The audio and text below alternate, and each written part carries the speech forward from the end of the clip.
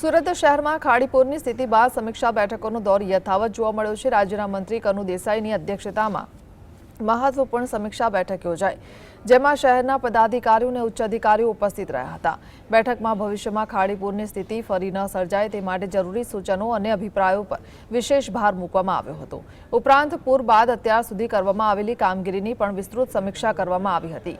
અસરકારક આયોજન, ઝડપી કામગીરી અને લાંબા ગાળાના ઉકેલો દ્વારા શહેરને પૂર જેવી સ્થિતિની સુરક્ષિત રાખવા તંત્રે પ્રતિબદ્ધતા વ્યક્ત કરી છે।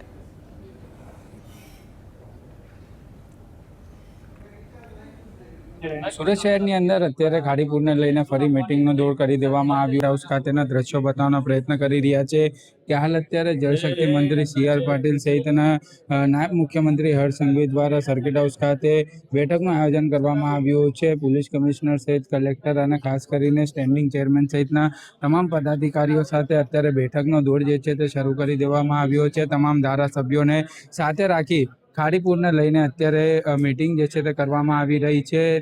મુખ્યમંત્રી ભૂપેન્દ્ર પટેલ દ્વારા પણ સુરતની મુલાકાત લેવામાં આવી હતી અને ત્યારબાદ સુરત શહેરની અંદર તંત્ર એલર્ટ મોડ પર આવ્યું હતું। નાયબ મુખ્યમંત્રી દ્વારા અલગ અલગ વિસ્તારોની અંદર મુલાકાત લઈ અસરગ્રસ્તોને કેશડોલ આપવાની જાહેરાત કરવામાં આવી હતી અને તેને લઈને તૈયારી જે છે તે કરવામાં આવી હતી। આવનારા સમય દરમિયાન ફરીથી ખાડીપુરની સ્થિતિ ન સર્જાય તેની ખાસ તકેદારી જે છે તે રાખવામાં આવશે। મીટિંગ જે છે તે શરૂ કરવામાં આવી છે। સાઈ જગતાપ, GSTV।